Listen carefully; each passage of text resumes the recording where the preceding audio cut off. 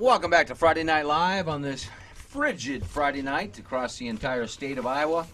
Typical January that the three dinosaurs in the studio. Sorry, Wyatt, I had to throw you into the dinosaur conversation because we're all on the Champions That's Tour. okay, I'm getting there. We like to say we're on the Champions Tour. That means we're over 50, and that'd be a trio of us. I'd say that's a lot of wisdom in the studio on this Friday night, is what I would say. And then we know each other, so that doesn't work either. Yeah, I guess that's a fact. We're brought to you by Hy-Vee in our Hy-Vee High School headquarters. Hy-Vee proudly supports the student athletes, coaches, officials, and teachers of Iowa's high schools, Hy-Vee making lives easier, healthier, and of course happier. And as we mentioned, brought to you by Casey's General Stores and our good friends at Des Moines Orthopedic Surgeons. We'll keep promoting that event, which is February 11th and February 12th.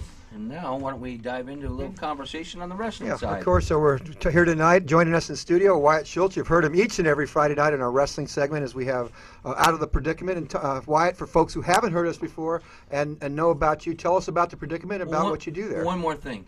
Yes. We know he's a wrestling guy. He's admitted he's a farm guy. We know he's a tough guy. If he wants to come in the studio with us and put up with this BS for the next hour. He'll be fine. For the next hour, I'll do that. You can tough it out? Yeah, we had to come over for the Ed Winger, of course. So, that's one of the toughest tournaments all year long. Oh, absolutely. I think it's even gotten better than the early season Keith Young. So go ahead and give us a little background of you, and then share with the audience your worldwide travels and Midwest travels. Just this season alone have been phenomenal. Well, this season, I guess Keith Young. I go up to Rochester to the Clash. I try to hit most of the better high school tournaments around, and a lot of them I can't go to for vacation reasons, which I got to work. But as far as the Predicament, Matt Pfiffner, he does a lot of the publishing, editing, writing, and does the 1A rankings. Jim Thompson helps us with the 2As, and then of course I do the 3As, and then of course we converse with each other to help with all three. So it's a lot of work. Yeah, we can understand that, and that's why we for volunteer labor. That's why we Urslurb, and we go ahead and let the Predicament take care of all that. You guys know what they're doing. Yeah, and let's talk about it because you do have your latest rankings out, and in Class 3A, really not much of a change, and familiarity there with Iowa City West and Waverly Shell Rock, Bettendorf, Southeast Polk, and Mason City rounding out the top five. And last night a big meet here in central Iowa, Southeast Polk taking on Indianola and really handily beating a pretty good Indianola wrestling team. Yeah, Indianola's a pretty good team. Southeast Polk, got a couple more ranked wrestlers in there this time, and so it'll be interesting for me to see how they do tomorrow or this weekend, and because I'm not real familiar with them, so I'm real interested. As far as that Ed Winger, there's 11 number one ranked wrestlers in the state wrestling tomorrow, and a couple of them will come up head to head. So there'll be a couple of blemishes on some records after tomorrow's meet. Yep, is what you're saying. The chances of 11 of them going to the state meet undefeated are going to be slim and none. Yeah, pretty much. And even Brandon Sorensen from Denver is coming down. And who you love that kid, don't you? I do. I think he's a great kid.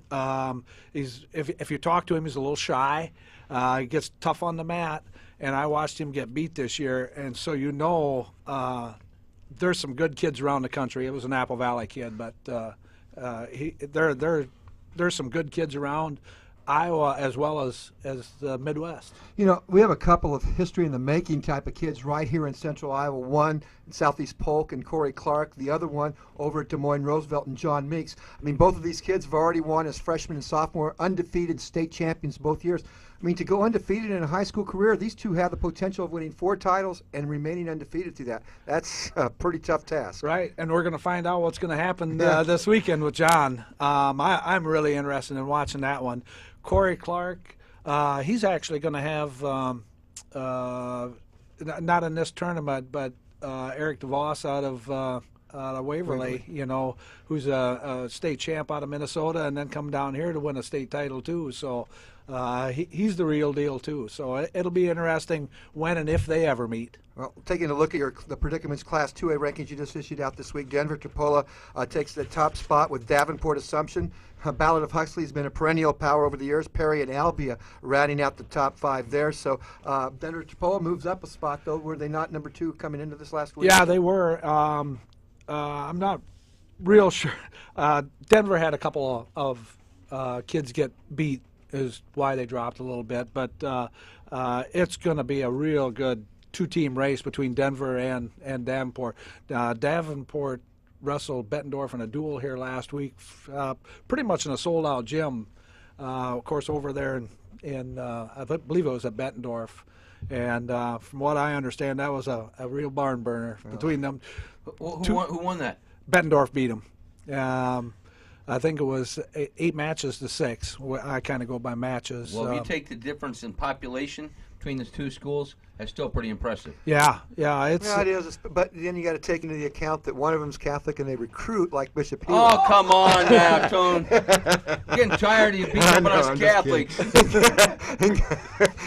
In Class 1A, Wyatt, let's get back to it. Hartley Melvin Sanborn takes over the top spot over Logan Magnolia, Don Bosco. It's unusual to see them not up there this year. Interstate 35 and Alburnett round out the top 5, but that's going to be wide open class the way things are panning out. I think it is. I watched Alburnett in basically a 3A tournament last week, and if you remember a few years back with Hudson, they had their 5 kids, which they finished 3rd in sectionals, 2nd in district, and won the state title with 5 kids. And I don't know how Alburnett will do, but they're kind of the same way. They're pretty solid on 5-7 kids, and if they can get them a couple extra kids to place, who knows what they can do. And Bosco, of course, they just kind of reload every year. They got depth, so it'll be interesting to see how they do at Battle Creek this weekend. Now, in team sports, we talk about it a lot, and you've been around the wrestling world. I mean, here in Central Iowa, we talk about the D on the Dowling Catholic football helmet, or the V on the Valley Tiger football helmet, and the Bettendorf Bulldog helmet, and you just talk about Harlan when they walk onto the field, those type of teams. The same true when it comes to wrestling? Are some teams already kind of defeated before they hit the mat? Because it's such an individual sport, does that not come into play? It does in certain situations. I was talking to actually one of the Don Bosco fans called me this afternoon on their way to Battle Creek, and it's an individual sport. But when they wrestled Alburnett the other night, one of the kids got a pin right off the bat when he was behind, and they said it just got that team rolling, and they won, I think, 10 out of 14 matches against Alburnett. So, and Alburnett's not a bad team. You're listening to Friday Night Live on the Iowa Sports Connection Radio Network. Conversation with Wyatt Schultz from the Predicament, and of course our great affiliate ESPN 1600 up in the Cedar Rapids area where you're from, and now KCRG 9.2 going to be carrying our shows. But you do a little segment with our buddy Scott Unash on is it Wednesdays? You said at 2:30? Yeah, Wednesday about 2:30 every Wednesday afternoon. We pretty much local Metro Sports or Metro Wrestling over in that area. I'm looking at this listing, and we're going to talk a lot about it in the next hour, so all you wrestling fans, stay with us. The Ed Winger Invitational at Urbandale High School tomorrow, and Wyatt's going to talk a lot about some of the top-ranked wrestlers. But when I look at one name, it kind of makes me laugh because his brother was a big kid. But Colby Knight over there at Urbandale, he's nothing close to the size of his brother. That's interesting. It is, but he's got just as much fight as Evan did. And of course, Evan's over in Cornell, New York, not Cornell College. Yeah. But Colby, he'll be fun to watch again. I don't think I've seen Urbandale that much this year, so it'll be fun. Well, they're kind of like, I think, the Alburnett you're talking about. They got like 4 or 5 kids that I think you're going to see at the state meet battling for a good spot in that podium, but it's going to take some other kids for them to really compete for a top 5 position. But they have some really nice kids in certain weight classes there. Right, with Colby and Gabriel. Yeah, Gabriel Marino. And I've got a few others there. Right. Not off the top of my head. And all 3 of them are good kids, which will score a lot of points for them guys. You know why every Friday night when we talk for this hour, a lot of the coaches we talk to, I've got to ask your opinion on this. And no different than probably any other sport. It's not how you start, it's how you finish. And as you mentioned, there's going to be 11 number ones tomorrow wrestling over there at Urbandale. do coaches look at? Some of them have said that, you know, the only thing that they're practicing for and preparation for is getting down to Wells Fargo Arena.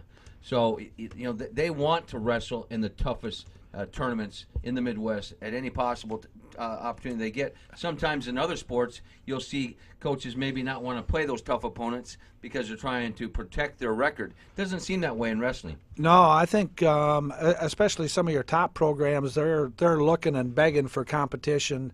Some of them just take on as much as they can. For instance, last weekend, Iowa City West went out into Chicago area and took on St. Ed's out of Ohio. And they got beat 38-30, but that's what Coach Ryland wants. He's going to get his kids beat. But that's what prepares him for the state tournament and also the next level. Absolutely. Well, that's the key. Look how many young men, and you have a blast doing this, is watching the kids that we're sending out into the collegiate ranks in wrestling, and pretty amazing. Yeah, it is, which is what I enjoy. I've done the Dream Team Classic for 11 years, I think, now. And so I've got to see a lot of these state kids, being they rotate the Iowa. I've got to see Wisconsin. When Wisconsin hosted, it was Ben Askren. And those kids out of there, the heavyweight from Minnesota was another one of those. I can't think of his name now. But I've got to see them compete at the next level. Like Max Askren, when he won a national title a couple years ago, he's sitting on the award stand and he gives me a little wink, you know. And that's pretty special when you see all these kids from around the country acknowledge you at the national tournament. So remember last weekend, speaking of Wisconsin, we got a Go Hawk going to Wisconsin next year now. Yeah. Cody. Okay. Cody Caldwell. Crumweedy, yeah. Cody Caldwell. Oh, Caldwell. Okay, Caldwell. that's right. Yeah, Coach's Dad said son. that. That's yeah, right. Well, I asked Coach, I said, how tough is that going to be for him to pull on that red and white? And he said, oh, it might be tough at first. He said, I'm the one that has to get adjusted to that color scheme. Yeah, and not only that, Barry Davis has got a pretty good recruiting class because he's got Destin McCauley, who's probably the #1 recruit in the country. He's coming over there, as well as Kelleher out of Apple Valley. I believe it's Kelleher. Which are all middleweight, so they're going to be pretty solid. Well, this is just the beginning. We've got a lot to cover tonight. There's some outstanding wrestlers in town at Urbandale tomorrow. It all gets underway. It's the Ed Winger Invitational. It's the top wrestlers across the state. Some of the best wrestling teams from across the state will be there, and Wyatt Schultz will join us again in the next hour, and we'll continue our conversation in our wrestling hour, which started a little early tonight, but we'll have plenty of talk in Iowa high school wrestling. We'll be back here on Friday Night Live. And, of course, continue the conversation. We'll get back to the sport of basketball. We'll talk to Simpson women's basketball coach Brian Nemeth as well when we come back. We'll be back on Friday Night Live with Wyatt, a little wisdom. Anthony and I will let him carry us for that hour. And then, of course, when we come back at 9 o'clock, we'll get some court reports as well. We'll be back on Friday Night Live on the Iowa Sports Connection Radio Network.